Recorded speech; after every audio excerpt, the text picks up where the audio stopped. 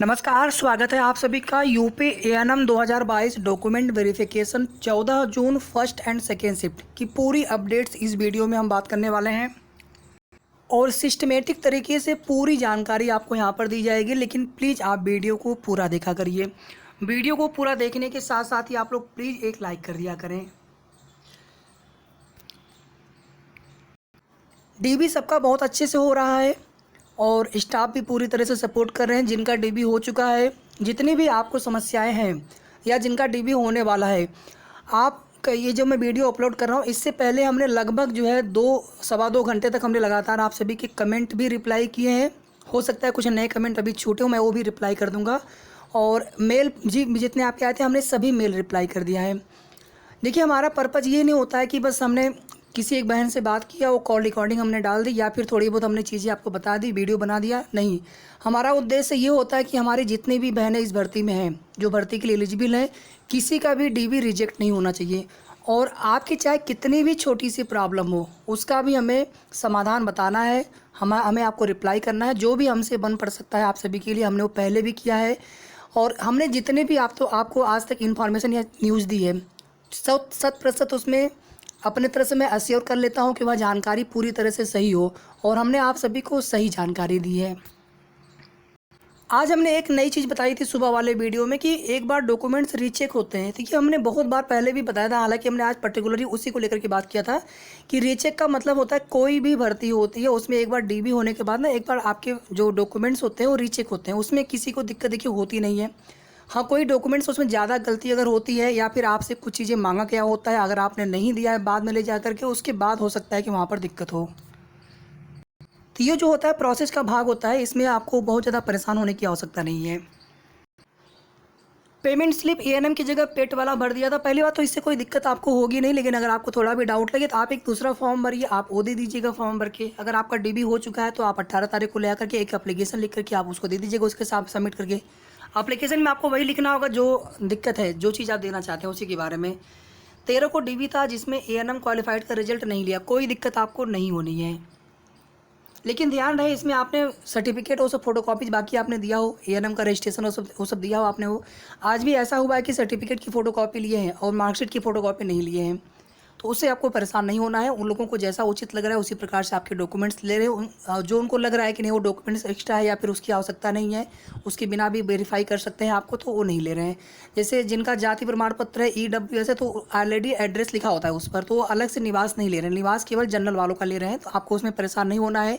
इसी तरह से एएनएम का सर्टिफिकेट अगर फोटोकॉपी लिए हैं, सिग्नेचर फोटोकॉपी पे आपके जरूर रहनी चाहिए, जो आपने फोटोकॉपी जमा किया हो जितने भी डॉक्यूमेंट्स के। एएनएम का रजिस्ट्रेशन, अनुभव का भी फोटोकॉपी आपको देना चाहिए था, कुछ लोग अनुभव ओरिजिनल अपना दे दिए हैं।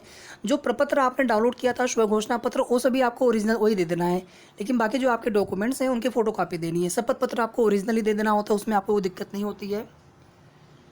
डीबी हो गया लेकिन निवास प्रमाण पत्र नहीं लिया, कोई प्रॉब्लम आपको नहीं होनी है। केवल जनरल को निवास आवश्यक है, बाकी ईडब्ल्यूएस में जाति प्रमाण पत्र में वहाँ पे ऑलरेडी एड्रेस लिखा होता है, चाहे पति का एड्रेस हो चाहे पिता का एड्रेस हो।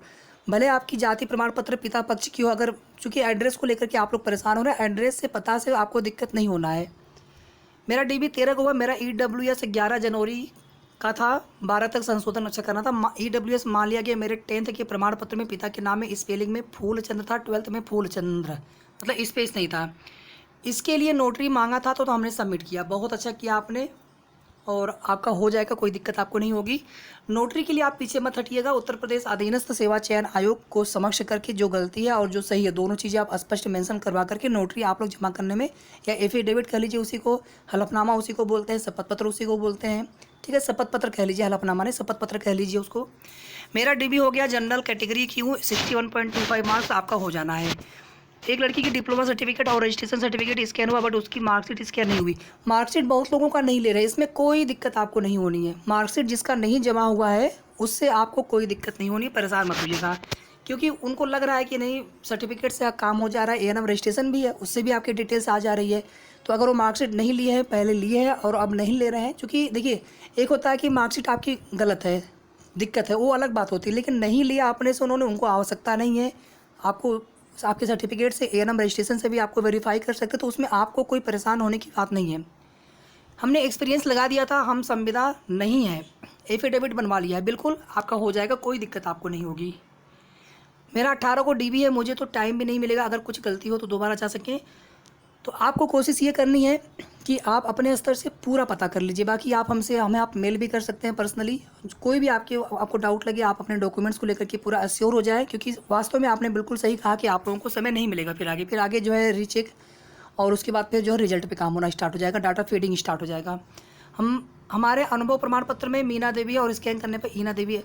तो हमारे देखिए, हमने आपको बताया था कि आप एक एफिडेविट दे दीजिएगा, आपके अंक जुड़ेंगे। क्यों नहीं मिलेंगे आपको अंक? केवल छोटी सी एक गलती है स्पेलिंग की, लेकिन आपको एक एफिडेविट दे देना चाहिए था। मेरा अटेस्टेड फोटोकॉपी एक भी नहीं लिए, केवल आवेदन पत्र पर एक फ़ोटो लगा है। कोई प्रॉब्लम तो नहीं होगी? उस रूम में सबके साथ ऐसा ही हुआ।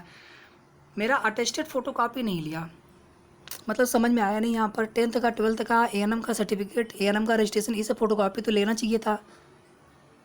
ठीक है, या तो हो सकता है कुछ बताने में आपको यहाँ पर मिस्टेक हो रही हो। बाकी जो फ़ोटो वाला है ना, जैसे आवेदन पत्र पे आपको 3 फ़ोटो लगाने थे, सब पे डेट और सिग्नेचर। एक यहाँ पर आपका हो गया जो आवेदन पत्र है 3 पेजेज वाला, पहला पेज हो गया ये। अगर अलग से फ़ोटो नहीं लिया कोई दिक्कत नहीं, बट ये तीनों फ़ोटो होने चाहिए थे। अगर आपने ये फ़ोटो लगाया ही नहीं और उन्होंने आपसे मांगा नहीं, तो ये आपकी थोड़ी सी यहाँ पर गलती हो रही है। ये सब चीज़ें तो हमने आपको बहुत बारीकी से बताया हुआ है। बाकी फ़ोटोकॉपी देना है आपको अटेस्टेड वाला, 10th का 12th का एएनएम का। आज था सर कंप्लीट फॉर्म भरा, फॉर्म होता है अलग रखा जाता है। ठीक है जी, मेरा कंप्लीट हो गया, बहुत अच्छा। ओबीसी का 40+ देखिए हो जाना है, ठीक है। थोड़ा बहुत 1-2 नंबर हो सकता है, 41, 42, 43 इस प्रकार से मेरिट जाए, बहुत हाई नहीं जाएगा।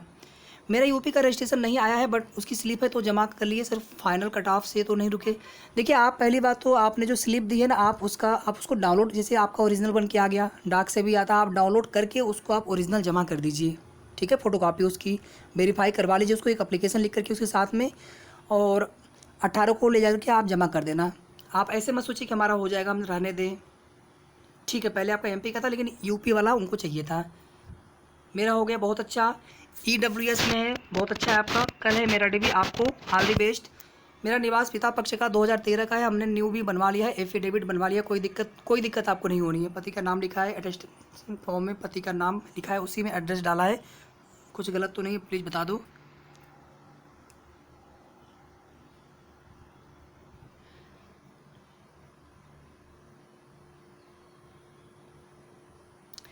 एक मिनट रुकिए, यहाँ पर थोड़ा सा फिर से। मेरा निवास पिता पक्ष का है 2013 का, हमने न्यू बनवा लिया है, एफिडेविट बनवा लिया है। कोई दिक्कत तो नहीं होगी सर? हमने कहीं भी पति का नाम नहीं लिखा है, अटेस्टेशन फॉर्म में भी पति का नाम लिखा है, उसी में एड्रेस डाला है। क्योंकि एक जगह ऐसा था कि वहाँ पर विवाहित हैं तो केवल पति का ही नाम लिखना था, वहाँ पर पिता वाला उसमें आबलिक करके ऑप्शन नहीं दिया था। इससे आपको दिक्कत नहीं होगी। और ध्यान दीजिएगा, पुराना वाला आपका ये चल जाएगा, पिता पक्ष वाला जाति। लेकिन अगर आपने नया बनवाया है ना, तो नया भी आप ज़रूर दे दीजिएगा, क्योंकि नया आपको आज नहीं तो आपको कल देना पड़ेगा ज्वाइनिंग के टाइम पे। तो नया के लिए तो हमने सबसे बोल रखा था कि नया आप बनवा लीजिएगा। एएनएम के रजिस्ट्रेशन जांच के बाद का तो अच्छा, जिनका 5/1/2022 के बाद का है ना एएनएम का रजिस्ट्रेशन, सबका होगा। लेकिन अभी तक आयोग ने उस पर जो है फाइनल किया कि नहीं किया, थोड़ा सा उस पर डाउट लग रहा है, क्योंकि उन लोगों ने ऐसा पहले बोला था। 64+ पर ओबीसी में हो जाएगा। एएनएम फॉर्म में कैटेगरी में गलती हो गई है, तो क्या हम एफिडेविट बिल्कुल दीजिए, बिल्कुल दीजिए। एएनएम भी बैक ईयर होता है, अच्छा बैक, जो रिजल्ट बाद में आया था जिनका, उनका एक्सेप्ट ही नहीं हो रहा है जी। एफिडेविट बनवा लीजिए आप, नाम में मिस्टेक है। डीबी हो गया, अच्छा हुआ, कोई प्रॉब्लम नहीं हुई। हमारा 2018 का कास्ट सर्टिफिकेट भी ले लिया, और जो नया बनवाया 22 का वो भी ले लिया, जैसे आपने बताया था बिल्कुल वैसे ही जी। बहुत अच्छा किया आपने। और हमने कोई भी जानकारी आपको जो दी थी वो बिल्कुल सोच समझ करके, बहुत आवश्यक था तभी हमने आपको बताई थी। हमने आपको कोई भी आज तक जो है अभी तक कोई भी ऐसी हमने आपको जानकारी नहीं दी जो आपके रिलेवेंट ना रहा हो। मतलब आपको कोई गलत जानकारी हमारी तरफ से कभी नहीं गई ना कभी आपको आगे जाएगी। एफिडेविट में समक्ष करके बिल्कुल आपका हो जाएगा, इसमें कोई दिक्कत नहीं है।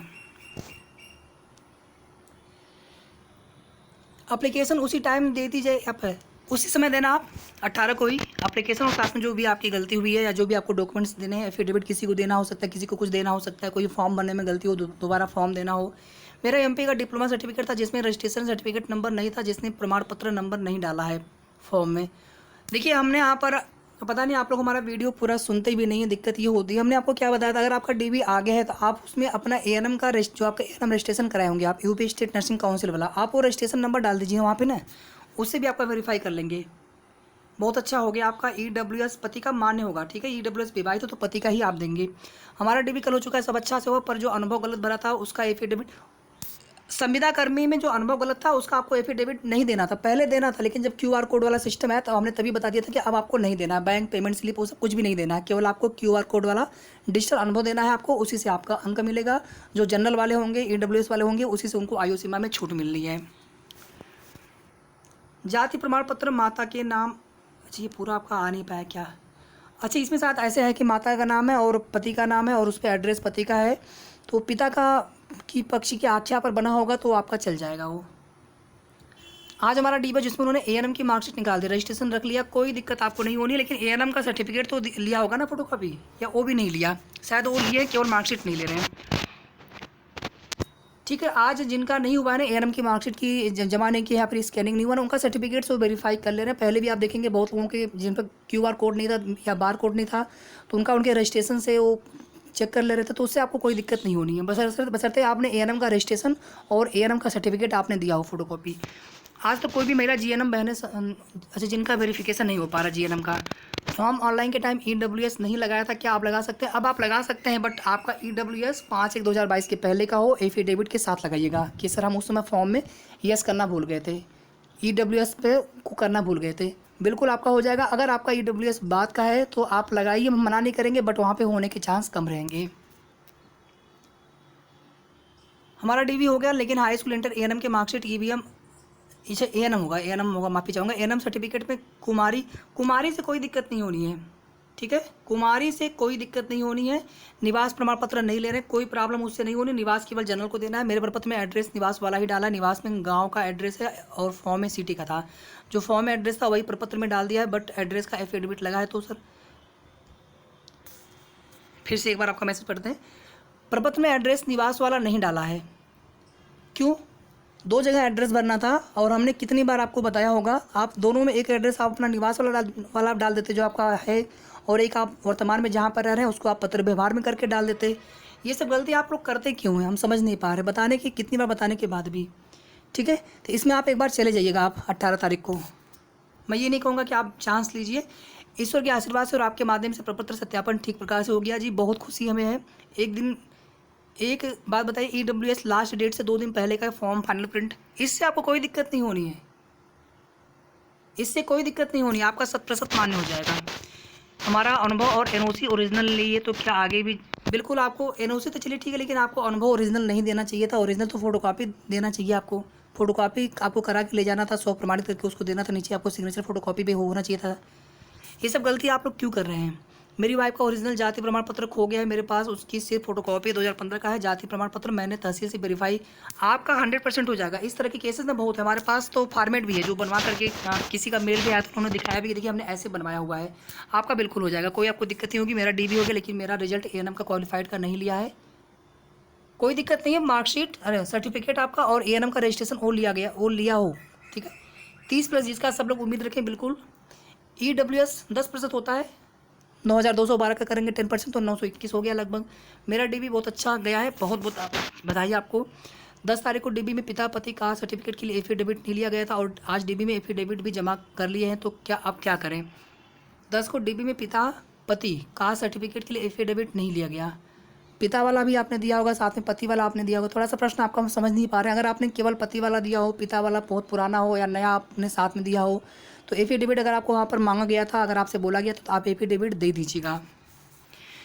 एनसीसी वाला कोई दिक्कत नहीं है, अगर आपने नहीं लिया तो आप उसमें केवल आपको अधिमानी अर्हता मिलनी है, उससे आपको कोई दिक्कत नहीं होनी। मेरिट में किसी के समान आने पर आपको केवल उसके ऊपर आपको प्रेफरेंस मिलेगा। मेरा कास्ट सर्टिफिकेट पिता पक्ष का 2009 का है, और आवेदन फॉर्म में 2018 का पति पक्ष का कास्ट सर्टिफिकेट लगाया, न्यू भी बनवा लिए हैं 4 जून 2022 को। ऑफलाइन कौन सा सर्टिफिकेट लगाए आप सब लेकर के जाइएगा, क्योंकि वर्तमान में वो देख रहे हैं ना कि जिससे भी आपको वेरीफाई कर सकते हैं ना, उन्होंने बोला भी है कि आप दे दीजिए, नया भी दे दीजिए, पुराना भी दे दीजिए आप। और अगर आप सोचे तो इसमें उसे एफिडेविट की आवश्यकता है नहीं, क्योंकि आप ऑलरेडी पिता पक्ष वाला एक पुराना दे रहे हैं। बाकी एक आप एफिडेविट लिखवा सकते हैं कि हमारी जाति चेंज नहीं हुई है शादी के बाद, पिता वाली जाति हमारी वर्तमान में भी हमारी जाति है, तो पति वाला भी आप उसी में दे देना जो कि पहले 5/1 के पहले का है, तो इससे जो है फिर आपका हो जाएगा।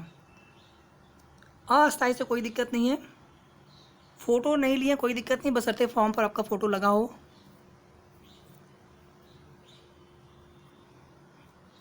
अभी कमेंट आपके बहुत ज़्यादा है और वीडियो लंबा हो जाता है।